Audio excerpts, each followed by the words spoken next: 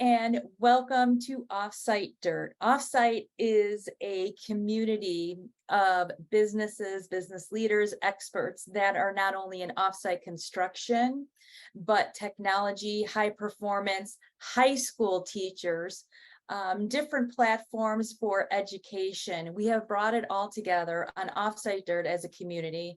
Today, it's interesting because we are continuing with not only high performance and teachers and students and skilled labor force.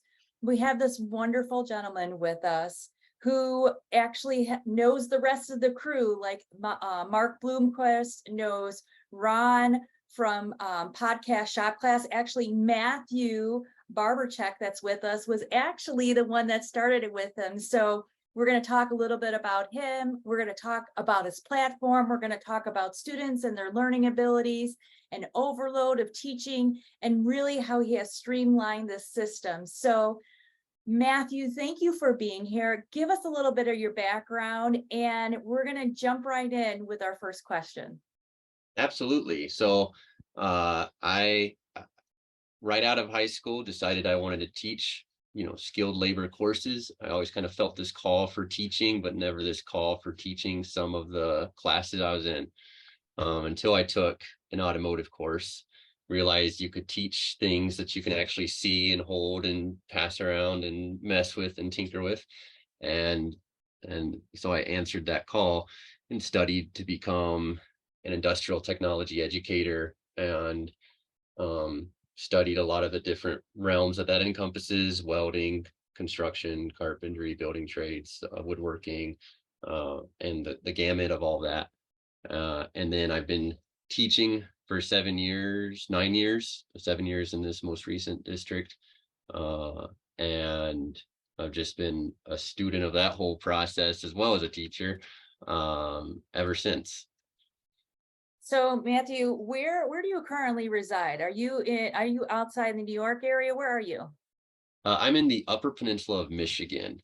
Oh, you are. Okay, beautiful. Yeah. I am an Yep. actual Illinois, Chicago girl myself. So us Midwesterners, we're gonna have to stick together. Yeah. I mean, this is the UP of Michigan is more. I'm from Indiana, Okay. it's just central Indiana, southern Indiana, kind of there. But this is more home to me. So I mean, I got family in Ohio, Illinois, and familiar with the whole Midwest. And I have to say, I think the UP of Michigan is my favorite little pocket. Oh, it's beautiful there. I'm so glad. So, Matthew, you have obviously been a teacher. You've been around students. It seems you've been around students from middle school all the way to high school, kind of this melting pot of education and in construction and learning all these skill sets and communicating with these students. So you've created this thing called, or this platform called CapableMaker. What is that platform? Give us a little overview of it. Sure. CapableMaker was a response to watching students get immediately overwhelmed, watching myself get overwhelmed with trying to provide the right information delivery at the right time, and a little bit of a response to COVID. And what I've done is set up a platform where you can go on and start documenting a procedure, a process, a workflow. For me, it might be, a birdhouse project plans. We'll just stick with cliches.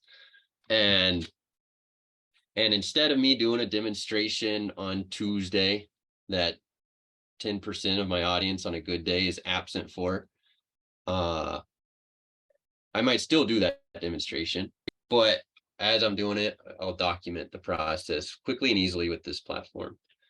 And so that information is then delivered to my students in a very checklist manner. We know from the aviation industry, from the healthcare industry, the value of checklists and how much they add to quality results. And for me, it's not just the quality as much as it is, I think the quality not just comes from the information delivery, being compartmentalized and being given to this piece of information right before you're about to use it, but there's some confidence boosting that comes with that. So when we talk about building that birdhouse, that's a intellectual risk that we're asking that student to take on in a very social environment. And we have lower confidence, lower mental health, um, or worse mental health issues than generations of the past. And so that I saw as a teacher as basically becoming a key core ingredient for any learning to happen, more so than ever. And so with this platform, my hope is to give you just the piece of information you need for that workflow to proceed confidently, hit that check mark, receive that dopamine that comes from making a solid accomplishment, as well as getting that next piece of information, rather than trying to recall a demonstration from Tuesday that was loaded with 7, 8, 9, 10 steps. And we live in a world where students and adults, we're all cognitively a little bit overstimulated and a little bit overloaded. I think we come across the same amount of information in one day that's within 250 newspapers or something like that. There's that little fun fact is out there somewhere. And so that's what CapableMaker intends to do, is make it easy for the teacher to document, I mean, this has industry applications as well, the manager to document the workflow, the procedure, and then distribute that to the student, the learner, in a way that they can proceed pretty confidently moving forward. So there's so many wonderful things that you are speaking about. One is not only students, but all of us in this day and age of the digital era, we are all overloaded. We are overtaxed. As we've seen with COVID, there's been so many adjustments. Students, not being in school and then coming back to school. Teachers feeling completely stressed out because they can't have the same means of communication. So I love this idea of just in time and just in time for construction. And you're creating something that uniquely can be used, and it sounds like it can be used with ease. And I think that's the greatest gift that we can give anybody, because what I'm hearing from you is, from your experience, when we are not feeling confident, our learning and our abilities to create things diminishes. So it sounds like you've really created and have seen this. And so this platform is really going to help with that overload of that teaching. How does this platform that you have created, how does it effectively change skilled labor or the labor shortage? Is there applications, or did you have a vision of how this is going to expand in that industry? Absolutely. So this is still an idea and growing in development.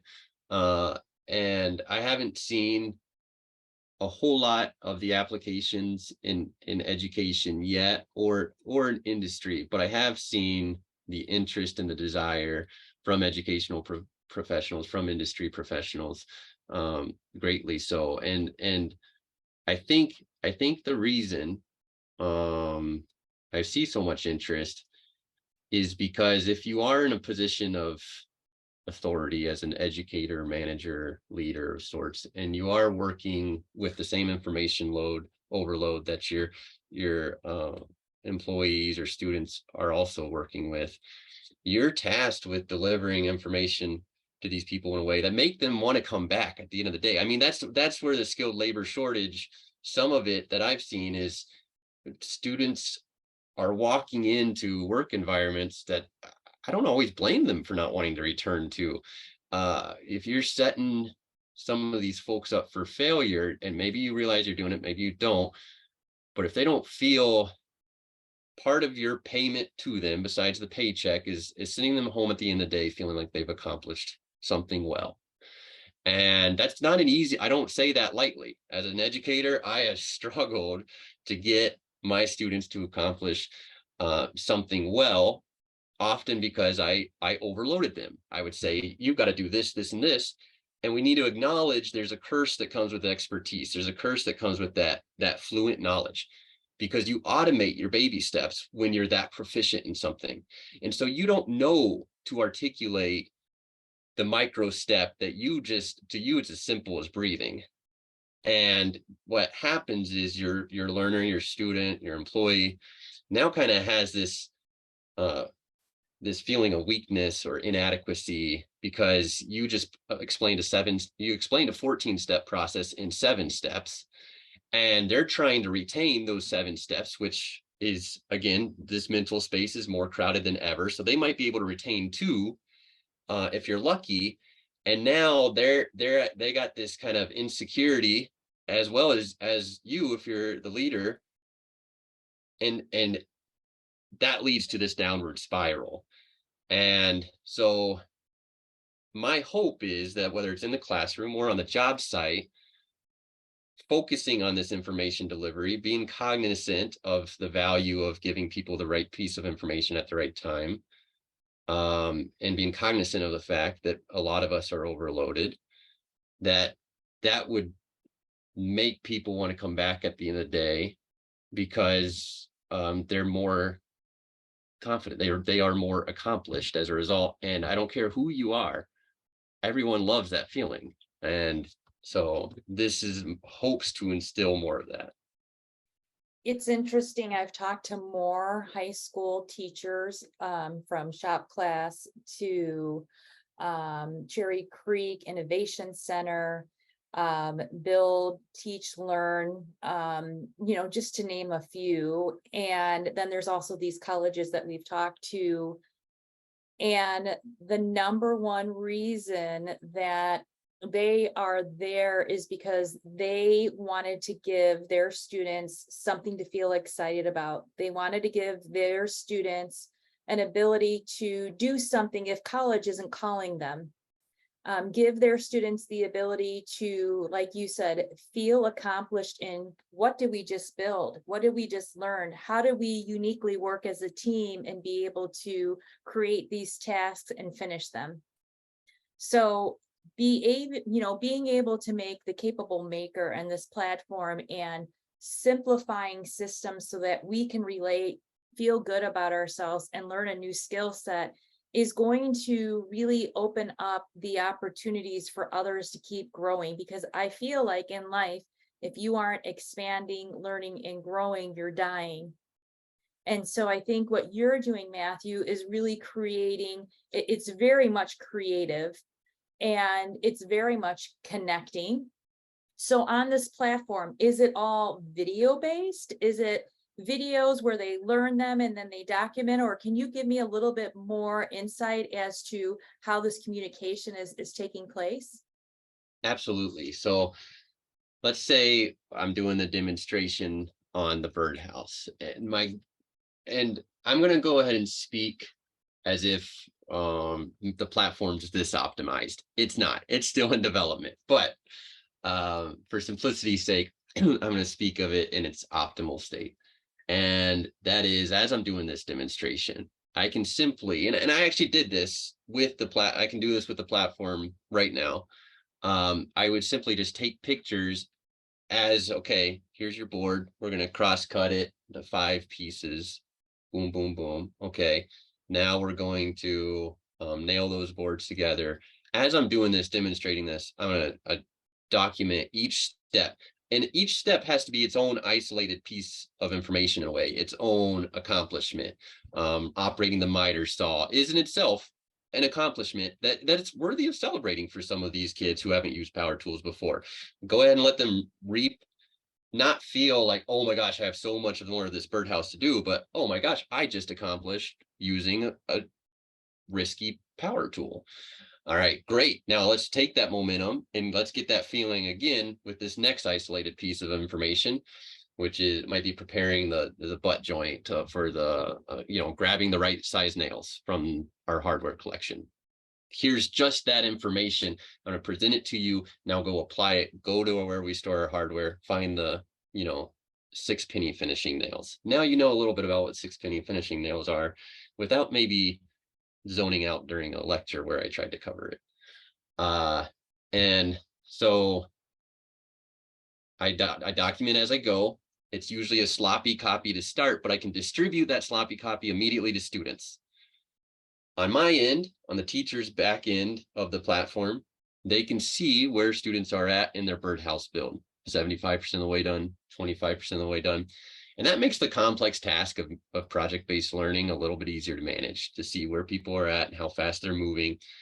And as they're doing this, I'm updating the information delivery as well.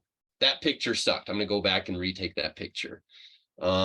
This needs, a text description to go along with it. I'm going to type that up real quick and provide that text description.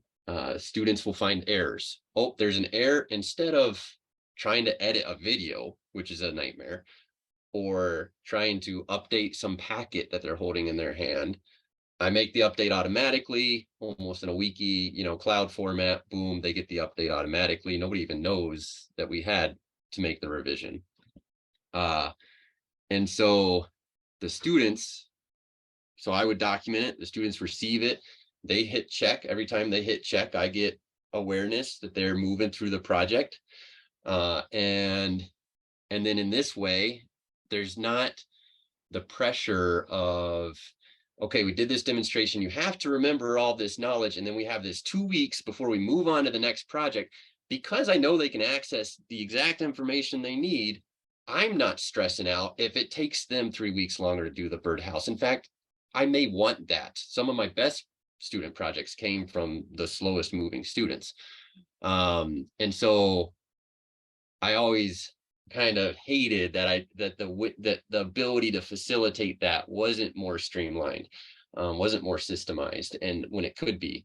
And so that's kind of why I did that. So that's kind of how the platform operates. It's picture based right now. We did some experimentation with GIFs, because if a picture speaks 1,000 words, a looping GIF is extremely effective. In fact, I would encourage anyone who's trying to communicate technical information, if just something as simple as righty tighty, lefty loosey. Well, if you have a GIF showing you that, I mean, I watch students. I'll provide this anecdote. One of my steps was safety, of course. Put on your safety glasses. And I just had this kind of silly GIF where I just was putting on these safety glasses, and it looped just like this, just like I'm doing right now, over and over. As long as they were on that step, it was just me looping over and over and over again. And as I looked around the shop that day, it was like everyone adopted my body link, my body man. Like, it was like, you know what I mean? Like, normally you get maybe throw them on one-handed, or they all do it there, but it was like everyone, and I don't even think anyone was fully aware of it. And so we're working on incorporating GIFs, and then short video, 15-second video, because again, we're trying to nudge our instructors and managers and communicators to condense that information, to remember, hey, you do have a little bit of a curse of knowledge expertise working against you. We're going to nudge you to make sure that you kind of get to where you're reaching your audience where they're at. And so photo-based for now with text accompaniment, working on incorporating GIFs for sure, as well as short video. Well, Matthew, this being in offsite construction, volumetrics, panelization, and how the construction industry is moving, one of the areas is factory development and assembly. There's 17 stations in an assembly factory. And because we need more productivity, more factories are coming to the market, and we're starting to see that not only are the factories coming to market to build these systems like Legos, building a block and putting in the cabinets and the walls and the floor joists and building that box as it goes through the assembly line. Man, I think you might really be onto something. You might need to start visiting some modular factories, because I'd love to. One of the areas that I think is still mystified in our industry is standardization. And the factories that I have spoken to, the CEOs, the ones that have their system down, the ones that take time to train their people, value their people, create a good culture, make them feel empowered, make them feel happy about their job. And it sounds like what you're utilizing right now could be one of those tools that could really help. And I think it's so funny when you're telling me that about putting on the glasses and taking them off, you can see how effective nonverbal communication is. Yes. It's amazing, right? And so you are seeing it firsthand. You are already in this innovative state of mind that creating skilled labor really starts at these younger ages and being able to dissect information, and you're doing it very fluidly. So I'm going to challenge you in the next couple of years, Matthew, because I'd like to see your process not only be in the high schools and the college level, but I certainly would love to see it in factories. Oh, wonderful. Yeah, I would too. And I've had similar responses from people in industry, maybe even more so than, because I think educators are tired of ed tech solutions. I think speaking of overload, so I almost get a more warm response from industry professionals saying very similar things to what you just said. Well, I'm super excited. So Matthew Barbercheck, his platform is the CapableMaker.